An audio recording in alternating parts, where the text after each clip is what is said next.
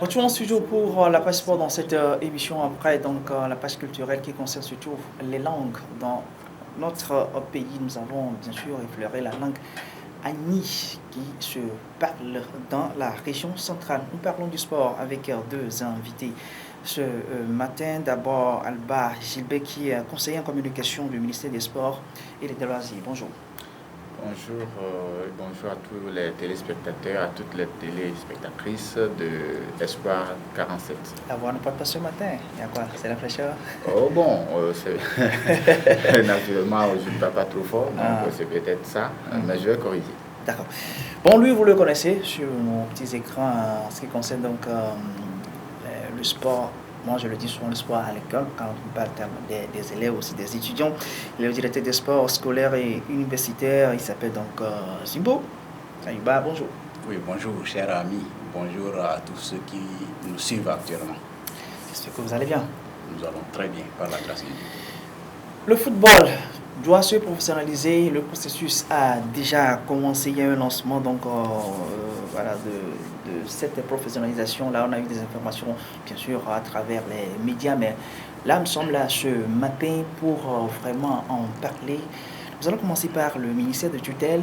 S'il faut parler aujourd'hui brièvement de la professionnalisation du sport, du football en tout cas, dans notre pays, vous faites allusion concrètement à quoi? Dans quelle lignée nous sommes?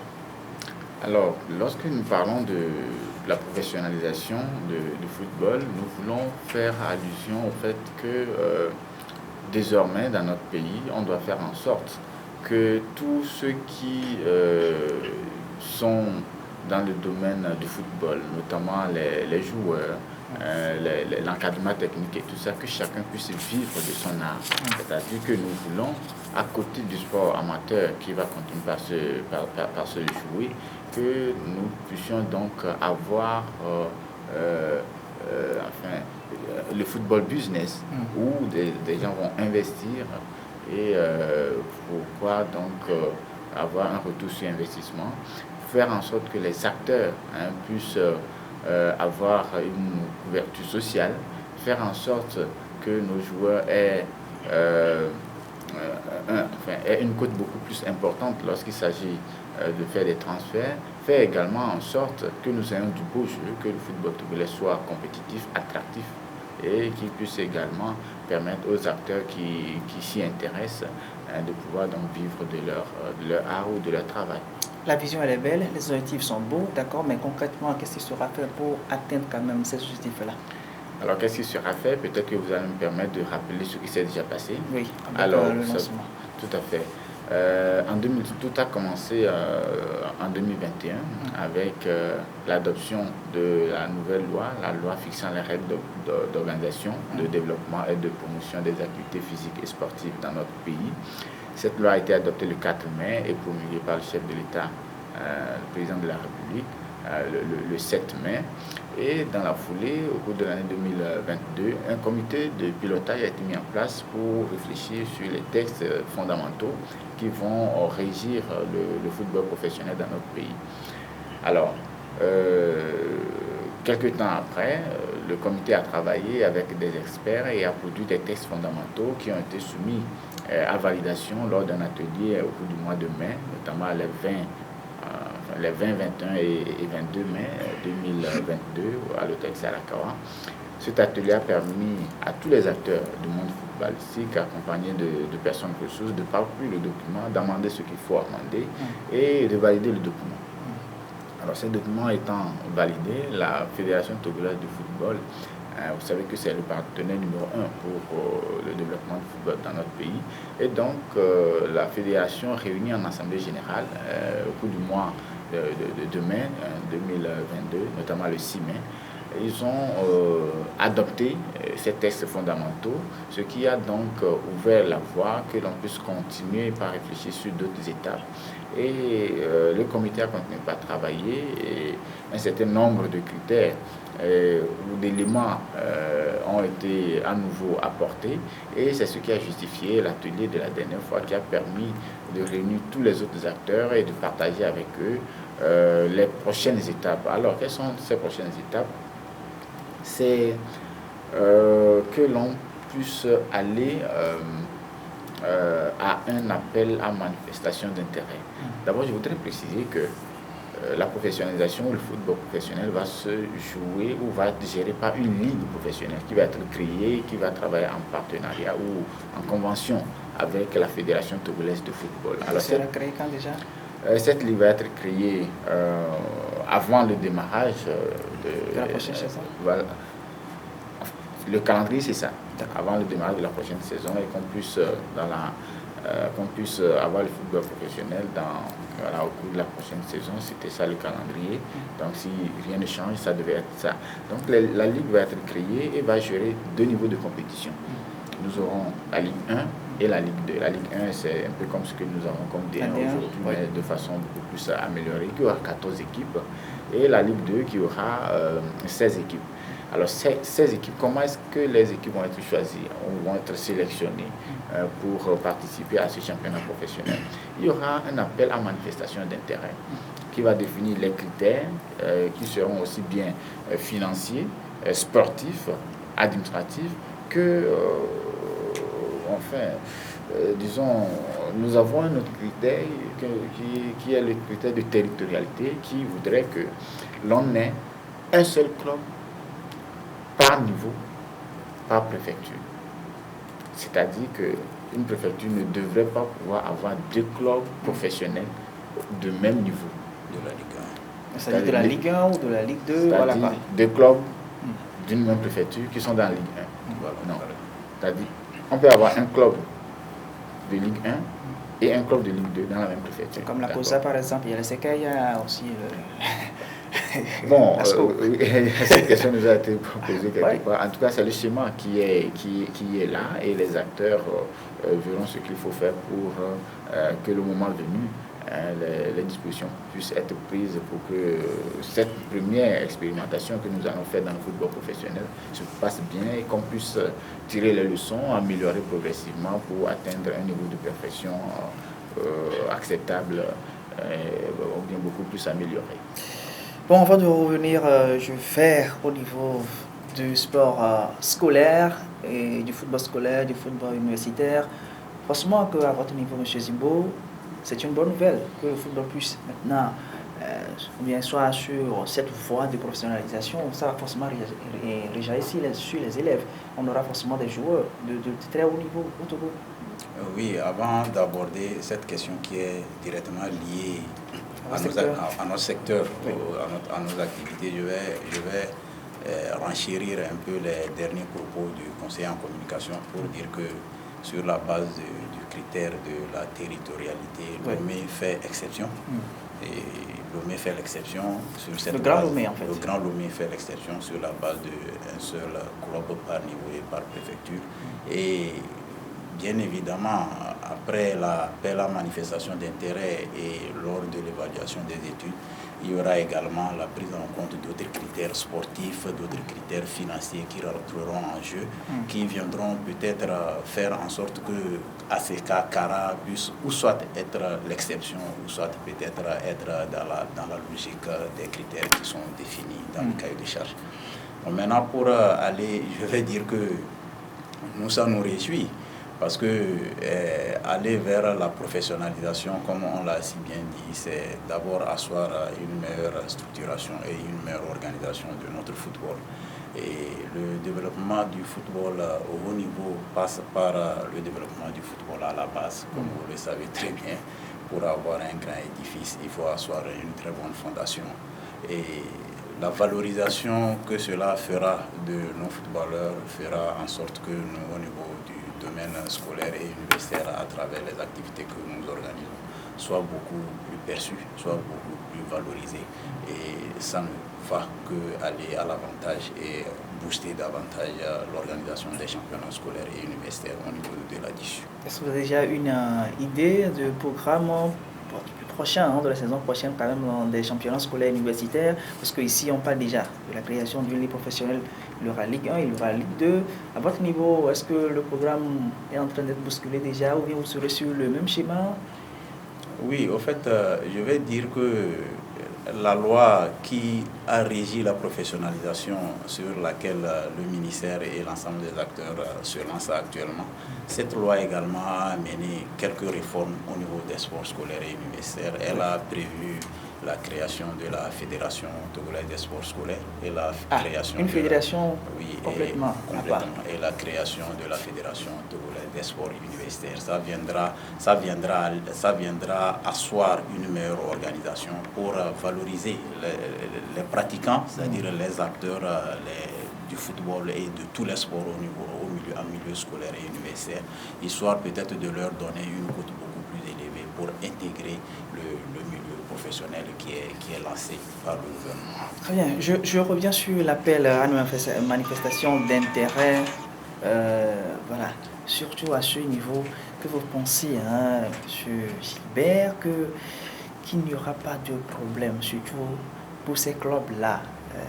Un club professionnel peut-être par territoire, pas de deux clubs, parce que ici, par exemple, le club me fait exception, mais dans toute région, puis vous savez que sur le plan financier aussi, il y a des gens qui se montrent. Est-ce que vous pensez qu'il n'y aura pas de problème? Ou bien il y a déjà eu une phase de consultation au niveau de ces présidents de clubs déjà? Vous êtes sur la bonne voie? Alors, merci. Je pense que toute expérimentation suscite, ou tout nouveau changement suscite des craintes, suscite des interrogations. Et vous savez, le changement par nature, on a peur du changement parce que il y a ce que nous appelons la peur de l'inconnu. Donc ça fait que beaucoup de personnes se posent des questions à ce sujet. Alors ce que nous voudrons dire, c'est que l'atelier de la dernière fois a permis aux uns et aux autres de soulever leurs inquiétudes par rapport à ce sujet, et ces inquiétudes sont prises en compte et des ajustements pourraient être faits par le comité qui continue de travailler, le comité de pilotage dont j'ai parlé, qui continue de travailler. Mais en réalité, ça ne poserait pas de problème. Pourquoi?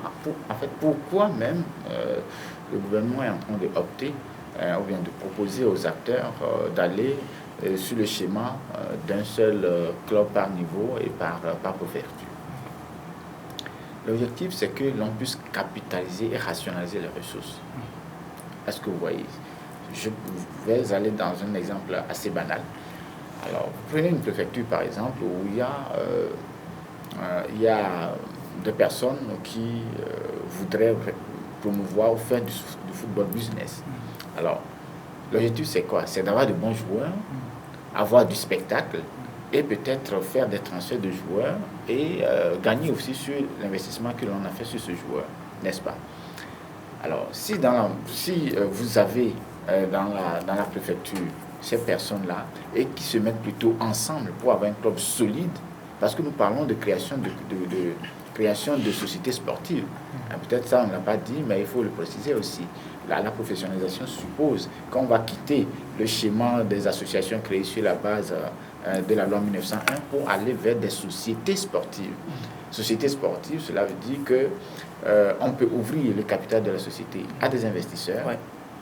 On va faire du chiffre d'affaires, on va faire des activités qui vont générer des revenus pour entretenir des joueurs, pour faire tout ce qu'il faut pour faire marcher le club, recruter du personnel, etc., etc.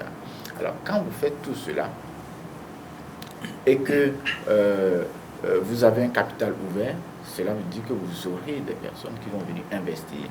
Et donc, l'objectif, c'est de faire en sorte que les clubs soient un attachement aux différentes localités. Quand on dit par exemple Semassi aujourd'hui, je donne un exemple banal qui n'a rien à voir avec ce qui va se passer, mais c'est un exemple qui existe. Quand on dit Semassi aujourd'hui, les populations ressortissantes de la localité s'identifient dans ce club. Donc c'est dans ce schéma que nous voulons aller, que l'on puisse s'identifier au club et que peut-être, vous savez que nous sommes dans la décentralisation, que les autorités locales puissent également se sentir concernées, les populations locales se sentir concernées, et cela renforce le lien entre l'équipe et ses supporters. Vous voyez, donc c'est tout ce schéma-là. Vous voulez avoir plus de clubs identitaires, hein? Dans oui. lesquels une population massive. Oui, vous savez, le sport a beaucoup de vertus et l'une des vertus ou l'une des valeurs, c'est de contribuer aussi à au renforcement de la cohésion sociale et du vivre ensemble. Est-ce que vous voyez? Donc, c'est un peu ça le schéma et les objectifs derrière, mais aussi c'est de rationaliser les ressources, comme je l'ai dit. Un club par préfecture, vous avez de bons talents, les meilleurs, la crème des crèmes. C'est beaucoup plus que d'avoir, c'est beaucoup mieux pour le spectacle que d'avoir plusieurs clubs. Les talents sont diversifiés. Les bons, les mauvais, tout ça. Mais quand on met tout ensemble, on a la crème des crèmes. Je pense que vous et moi, on ne va pas, on passera tout le temps à être sur les stades pour vivre de beaux spectacles. Et c'est ça l'objectif. Très bien. Alors, je vous reviens tout à l'heure pour la même question d'abord, mais à Cheibou. Alors, quelles sont les exigences aujourd'hui les exigences aujourd'hui, lorsque nous passons directement au professionnalisation du football au Togo, quelles exigences? Quelles sont les exigences au niveau des joueurs, au niveau des clubs? Qu'est-ce qu'on peut retenir en termes d'exigences en fait?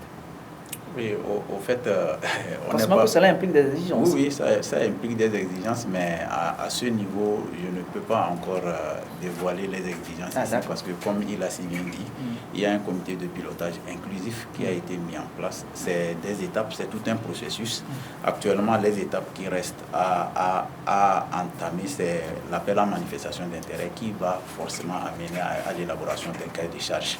Et c'est dans le cahier de charges qu'on va relever toutes les exigences qu'il faut. Donc, tous les clubs qui vont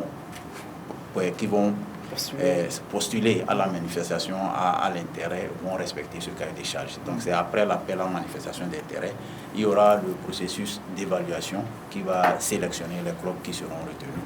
C'est quand les clubs seront connus, il y aura la publication des clubs qui seront retenus. Maintenant, l'État va accompagner ces clubs à passer du volet associatif au volet société.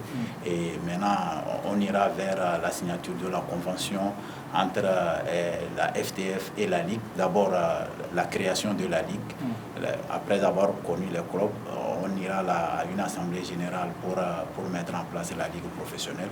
Après, il y aura une convention entre la FTF et la Ligue et on ira progressivement vers le démarrage de la première saison pilote du championnat professionnel. Oui, maintenant, est-ce qu'on peut avoir une idée quand même du démarrage de l'appel à manifestation ou c'est le comité qui va quand même s'en charger, donner quand même la date? Oui, je pense que c'est le comité est en train de travailler là-dessus et dès que c'est bon, l'appel sera lancé. Mais je voudrais ajouter, comme le directeur l'a souligné, que pour ce démarrage, l'État va accompagner. L'État va accompagner les différentes sociétés, les 14 qui seront sélectionnées en Ligue 1 et les 16 qui seront sélectionnés en Ligue 2. L'État va accompagner ces structures, enfin ces sociétés sportives qui seront créées pendant une certaine période, avec également des exonérations au niveau de la TVA sur l'importation des équipements sportifs de ces clubs-là, mais aussi au niveau de certaines taxes. Donc il y aura des exonérations pour soulager et soutenir le démarrage, afin que, après l'État se retirera et puis les acteurs sportifs, les investisseurs vont continuer par faire du business à partir du football. Quand on parle du business, nous sommes pratiquement à la fin de cette partie. Quand on parle du business, forcément qu'il y a des retombées dans votre développement. Du début, vous avez parlé du transfert, sur le plan financier, sur le plan administratif, bien d'autres. Mais d'une façon générale, qu'est-ce qu'il faut retenir lorsque vous êtes aujourd'hui club professionnel au Togo du football, les retombées plus ou moins? Les retombées, c'est d'abord pour les joueurs. D'abord pour les joueurs, ils seront beaucoup plus cotés. Comme vous savez, quand vous prenez un joueur dans un club amateur, il est bon et vous voulez le transférer, il ne coûte pas grand-chose. Mais quand il est dans un club professionnel ou dans une société sportive, il coûte beaucoup plus cher. Ça, c'est un. Deuxième chose, les dispositions qui seront prises vont permettre aux différents acteurs ou aux joueurs d'être dans de meilleures conditions de travail. Vous savez que la création de la société sportive va faire des joueurs, des employés, des salariés. Qui auront un salaire avec des minima qui seront certainement précisés, etc. Et avec une couverture sociale, etc. Et vous savez, le schéma que nous avons aujourd'hui, c'est que ce sont des mécènes qui aiment la chose, qui ont mis en place des clubs, qui qui les finance. Et quand C'est de la passion, plus ou moins. Oui, c'est de la passion et c'est au gré des crises d'humeur et de la capacité financière du président ou peut-être d'un autre patron. Quand il n'est pas là, le club est bloqué. C'est-à-dire ça. Et quand le patron n'est pas là, le club peut s'éteindre. L'objectif aujourd'hui, c'est de faire en sorte qu'on ait une société qui survit aux crises d'humeur et aux crises financières du patron. C'est parce que c'est une société dont la gestion sera à part. La gestion ne sera pas faite comme une société ou bien comme un bien personnel.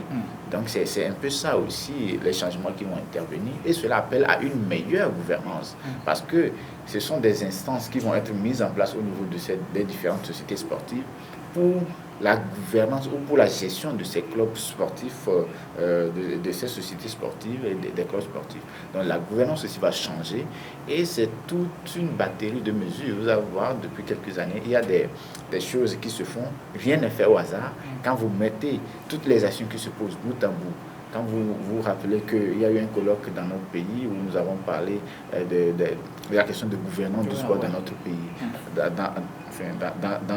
dans la volée, il y a un diplôme universitaire qui a été créé pour renforcer les acteurs sportifs en matière de gouvernance. Quand vous savez qu'à côté, les centres de développement du sport du Togo, c'est-à-dire au niveau de Palmi et de Bassa, sont en train d'être construit vraiment avec une vitesse pour que ça puisse aller rapidement. Quand vous voyez également qu'à côté, on est en train de régir les centres de formation sportive privés qui se créent ici et là, il y a une disposition qui est en train de les organiser pour régir. Quand vous voyez également que les directeurs techniques nationaux des différentes fédérations sont en train d'être organisés, quand vous voyez qu'il y a une professionnalisation qui est à côté, quand vous voyez que la médecine du sport est en train de vouloir prendre son envol, quand vous mettez tout ça bout à bout, c'est que au final, nous aurons une véritable industrie sportive dans notre pays et nous invitons les acteurs à soutenir ces projets. Alors, monsieur le directeur, je sais que c'est vrai que vous êtes un peu plus au niveau scolaire et universitaire, mais j'ai parlé d'exigence, vous m'avez aussi répondu en termes de cahier de charge après, d'accord, il n'y a pas de souci. Mais juste une question simple aussi, c'est pas si c'est compliqué pour vous. Est-ce que peut-être, parce que comme ça se fait ailleurs, lorsque vous n'avez pas un quota financier bien défini, vous redescendez automatiquement en Ligue inférieure. Est-ce que plus ou moins ça serait également fait ici? Parce qu'en Ligue 1, ça y mérite en France et en Ligue 2, parce que vous n'avez pas un quota financier, vous descendez en Ligue 2. Parce qu'on vous considère que vous ne pouvez pas supporter la Ligue 1. Oui, au fait, c'est vrai que j'ai dit que je ne peux pas dévoiler le cahier de charge ici, qui a un comité de pilotage qui a pour mission. Mais déjà dans les critères, nous avons parlé des critères administratifs, on a parlé des critères sportifs, on a parlé des critères financiers. Oui, donc ça veut dire qu'au niveau des critères financiers, vous allez fixer un quota. Oui, il sera défini un quota auquel fondamentalement les clubs doivent être amenés à respecter. Nous sommes pratiquement à la fin. Nous rappelons que nous sommes en train de parler du football professionnel, en tout cas le processus qui a été lancé la fois dernière au Togo. Il y a un comité de pilotage, comme nos invités sont en train de le dire. Bon, on verra dans les jours à venir ce que ça va donner concrètement sur le terrain.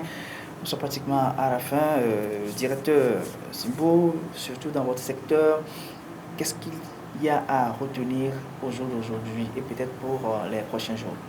Oui, je vous remercie pour cette opportunité. Je ne pouvais pas partir sans parler de mes activités directement. Donc, comme nous le savons tous, le lancement officiel des championnats scolaires et universitaires pour la saison 2022-2023 a été lancé à Bafilo. C'était le 25 novembre 2022. Les établissements se sont fait enregistrer dans les différentes inspections préfectorales.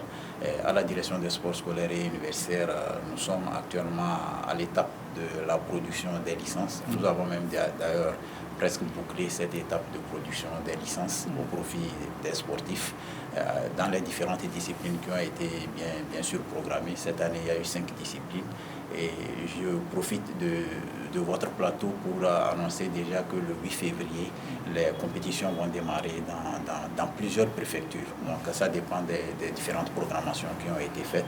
Mais déjà, selon les premiers programmes de compétition que nous avons à notre niveau, il peut y avoir des compétitions déjà dans le Grand Lomé, dans les Savanes, dans les Maritimes. déjà le 8 février, les compétitions au niveau des championnats scolaires vont démarrer.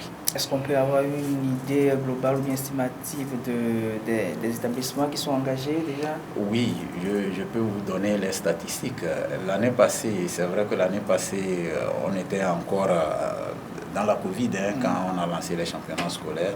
Le ministère avait programmé le football U15 masculin, féminin et l'athlétisme. Cette année, sur les instructions de Madame le ministre, nous voulons aller progressivement pour prendre en compte l'ensemble des disciplines sportives pratiquées dans notre pays.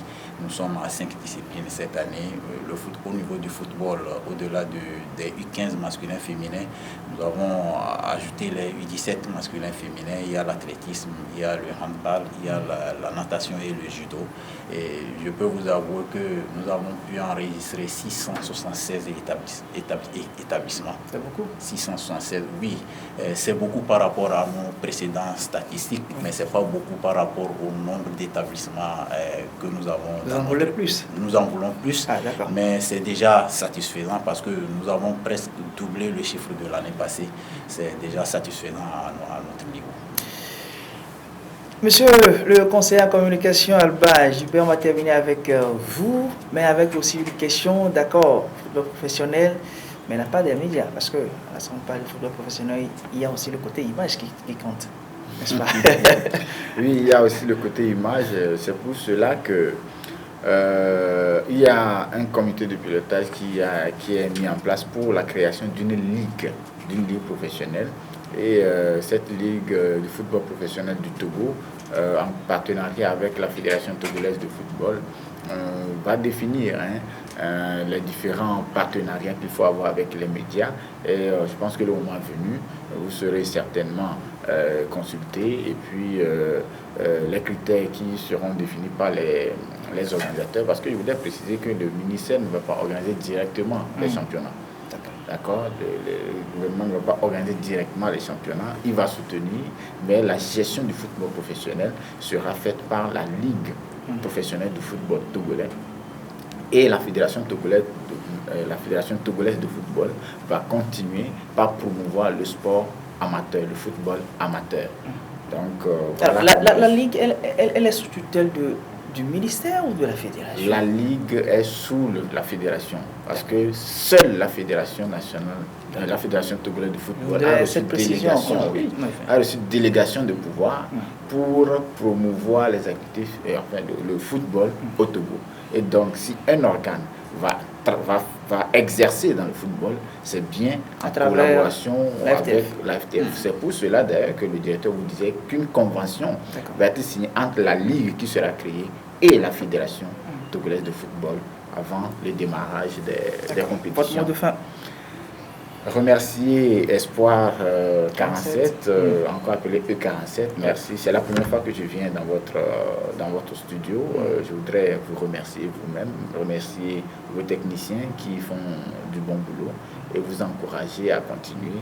Nous vous solliciterons, nous reviendrons échanger avec vous sur d'autres sujets en cas de besoin. Et merci pour l'invitation. Merci à nos autorités qui veulent faire vraiment du sport une des priorités dans notre pays. Merci également à vous, Alba JP, qui, je rappelle, un conseiller en communication au ministère des Sports et des Loisirs. Mais le second, vous le connaissez un peu plus. En tout cas, moi, je le connais un peu plus. C'est plus que le conseiller en communication chez Zibou Ayawa, qui s'occupe, lui, du sport scolaire, des sports scolaires et universitaires. Bon, on a annoncé, en tout cas, je viens de l'apprendre aussi, la création d'une fédération qui va s'occuper uniquement, en tout cas, de ce secteur. En tout cas, c'est déjà une bonne nouvelle.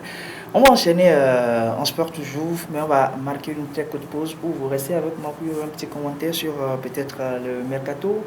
Parce que ça a bougé le 31, c'était hier, donc ça a pris fin. Des mouvements de gauche à droite. Oh, je vais vous laisser partir, c'est ça. Nous avons d'autres